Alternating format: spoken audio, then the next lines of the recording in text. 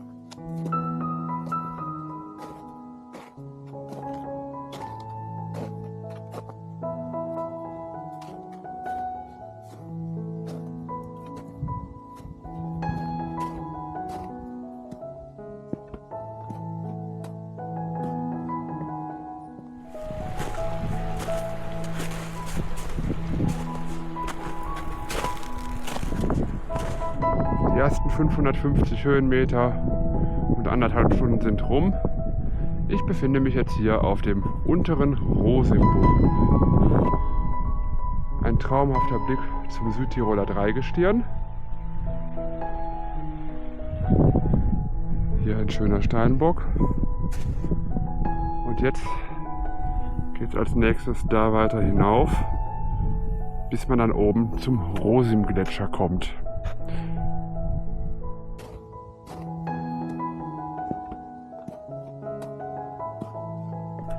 Ich bin jetzt hier auf etwa 2500 Metern. Das ist natürlich schon beeindruckend, wie wenig Schnee hier Mitte November liegt. Das soll aber nicht darüber hinwegtäuschen, dass es einfach jetzt schon lausig kalt ist. Oh, Lawine.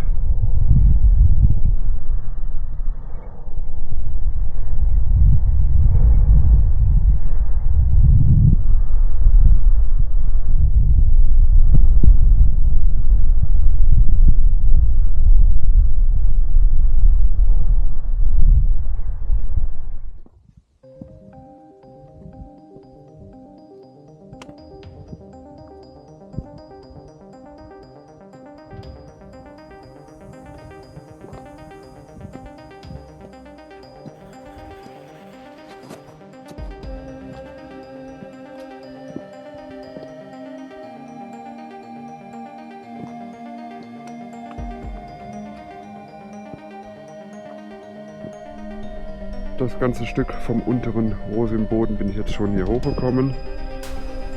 Und jetzt die ersten Sonnenstrahlen.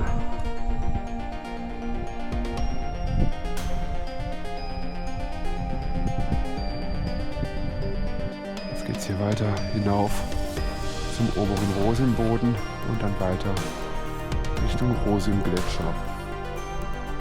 Durchschnittliche Steigung beträgt jetzt hier etwa 30%. Das merkt man jetzt schon ganz gut.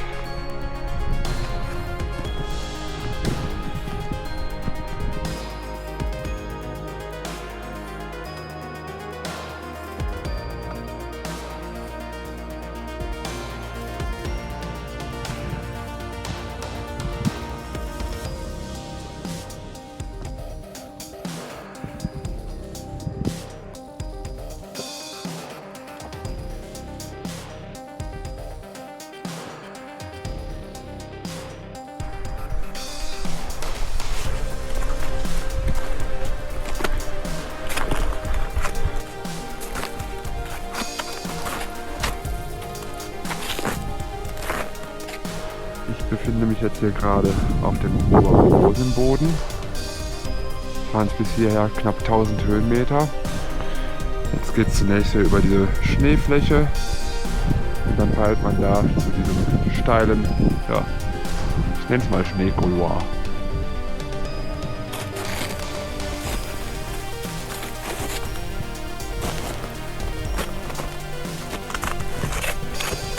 Ja, allmählich wird es jetzt doch wirklich fordernd. Gestern noch auf Meereshöhe. Mir war klar, dass es kein Spaziergang wird. Aber die Luft merke ich schon, knapp 3000 und es wird jetzt einfach immer steiler. Hier geht es jetzt irgendwie durch den Hang hoch. Das sieht eigentlich ganz okay aus. Und da oben, wo der Steinmann steht, ist, glaube ich, das steile Stück schon wieder dann vorbei. Aber ich muss ordentlich keuchen.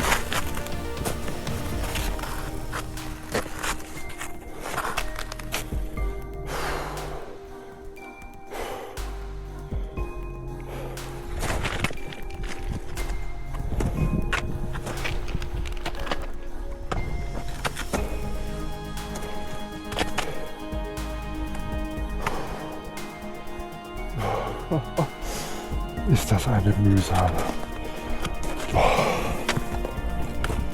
Der geht kaum vorwärts, ne?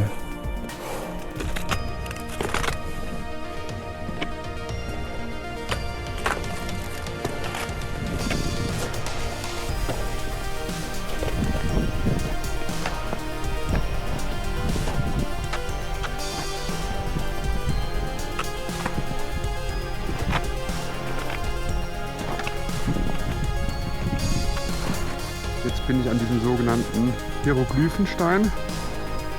Jetzt flacht das Gelände kurzzeitig ein bisschen ab.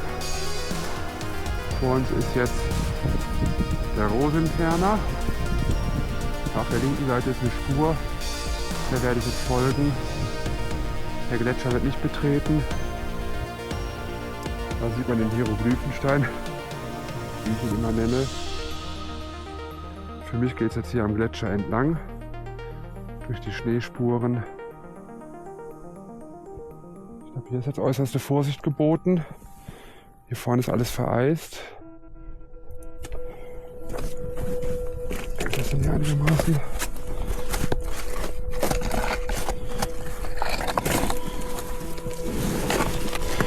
Hier ins Rutschen kommen wir echt unpraktisch.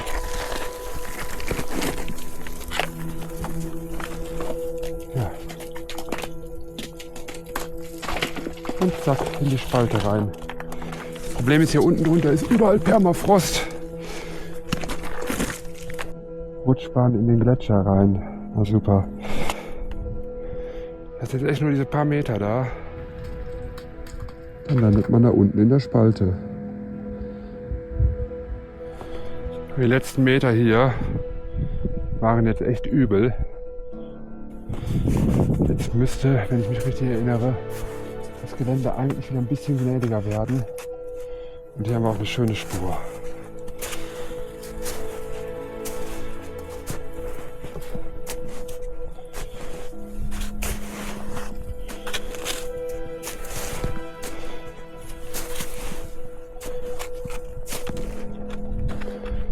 Und da sieht man auch schon das Gipfelkreuz. Aber ich weiß aus Erfahrung, das ist noch ein ganzes Stück bis darauf. Naja, kann klappen.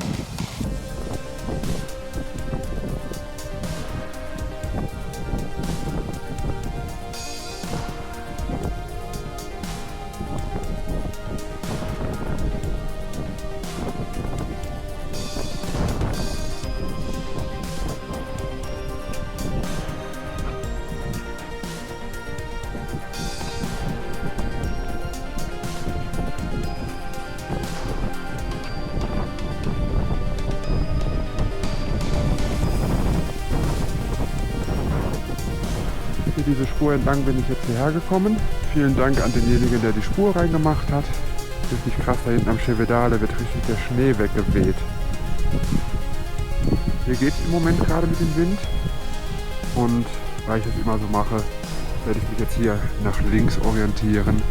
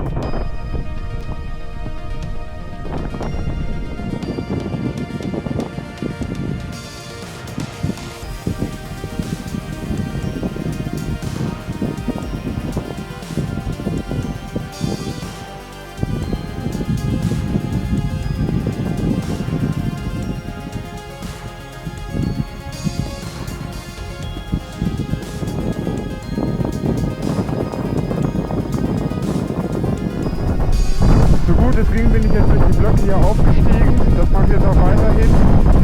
Einfach um mir das möglichst flach zu gestalten. Kleine Stufen zu machen.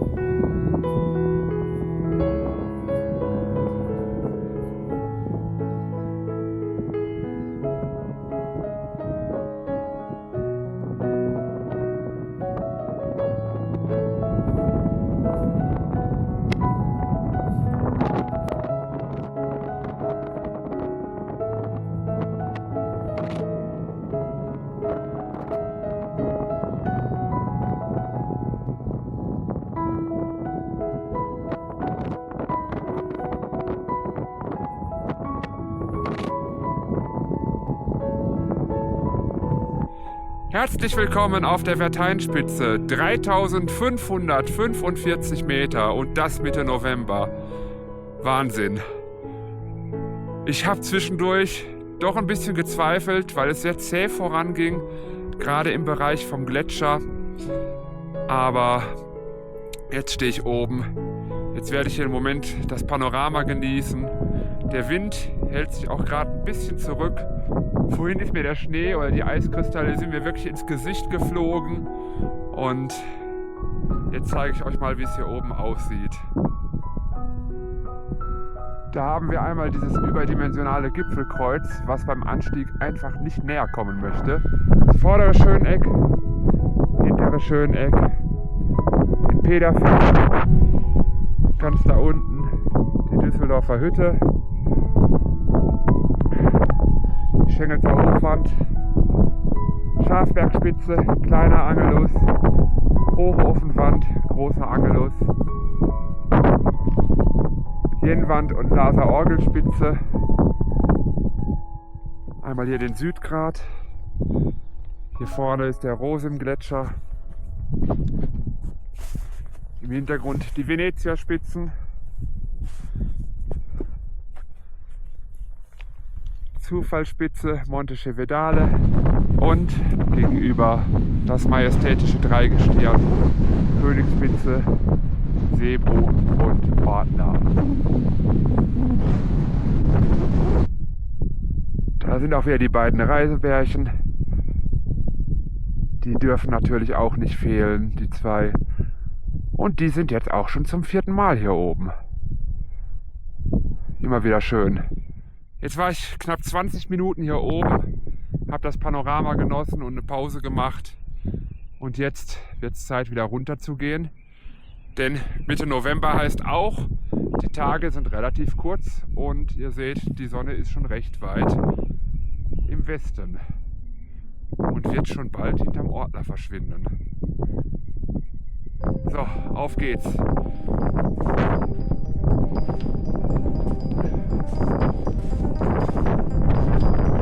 Schön war's. Ich hätte echt nicht mit gerechnet, um diese Jahreszeit noch so hoch hinauszukommen. Aber schön, dass es geklappt hat.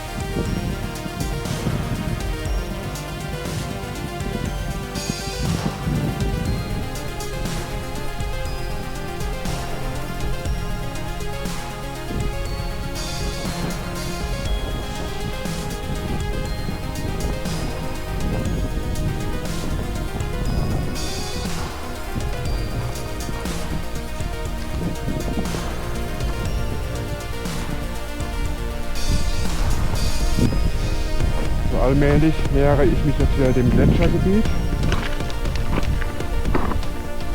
Das heißt, jetzt nochmal richtig Obacht geben. Ich würde sagen, das sind die geländetechnischen Schlüsselstellen, weil hier einfach alles ziemlich bröselig ist. Ich versuche mich jetzt mal hier an den Seiten entlang zu hangeln.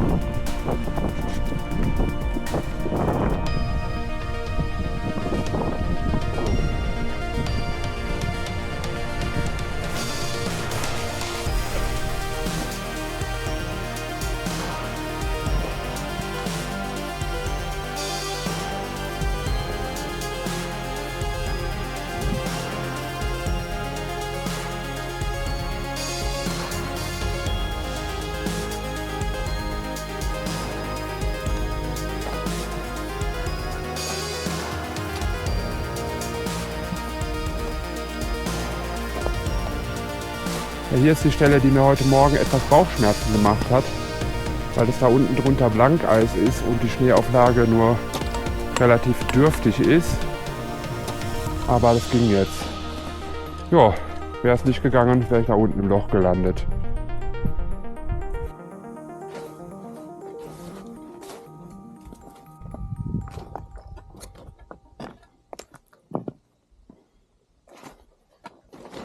Das ist hier wirklich das unangenehmste Stück auf der ganzen Tour. Extrem unangenehm zu gehen. Man kommt nicht wirklich vorwärts. Das ist hier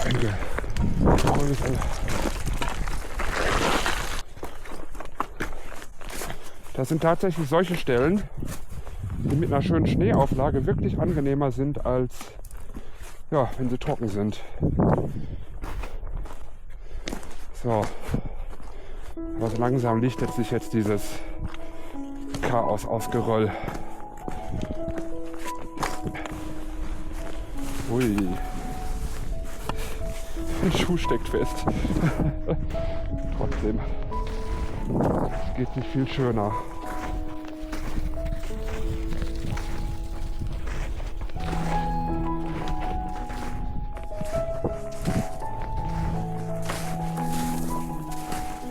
So, jetzt sind wir gerade wieder am Hieroglyphenstein angekommen. Jetzt liegt es lediglich noch hier dieses steile Stück, welches im Sommer ich gerne als Sandkasten betitel, runter. Und dann beginnt der 1000 Meter lange Hatscher nach Sulden. Also, jetzt nochmal schön aufpassen.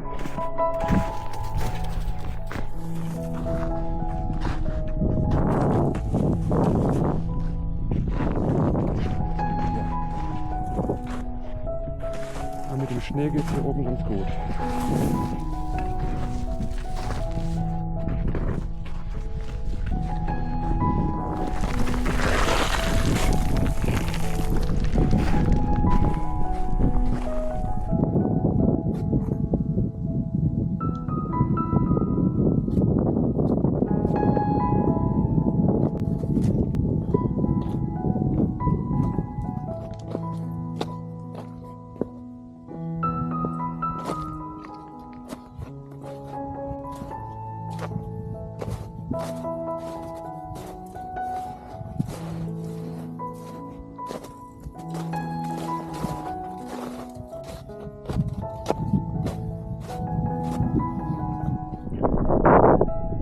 Den oberen Rosimboden habe ich erreicht. Damit liegen jetzt die Schwierigkeiten hinter mir.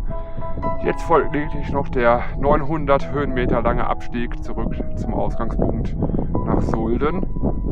Ich nutze die Gelegenheit jetzt hier, bevor es gleich ganz dunkel ist, für ein kleines Fazit. Ja, eine durchaus anspruchsvolle Tour, erst recht, wenn man bedenkt, ich wohne auf 34 Metern über normal Null. Bin vorletzte Nacht hier angereist, war lediglich gestern mit etwas Liftunterstützung da oben auf der Schöntaufspitze, um das Rosimtal zu begutachten, und habe gedacht, okay, es scheint eventuell machbar zu sein. Die Verteinspitze habe ich jetzt heute zum 4. Mal bestiegen, und ich hatte schon immer mal die Idee, wie ist das wohl unter winterlichen Verhältnissen. Insbesondere hier dieses, wie ich es immer sage, Gletscherrandgebiet ist einfach wahnsinnig unangenehm, und auch oben das Geröll. Und ich habe heute festgestellt, mit der Schneeauflage war das wirklich deutlich angenehmer und viel feiner zu gehen, als wenn es trocken ist.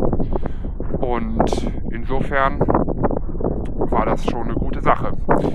Wenngleich ich nicht wirklich damit gerechnet hätte, um diese Jahreszeit, also wie gesagt, heute ist der 14. November, da so relativ unproblematisch hochzukommen.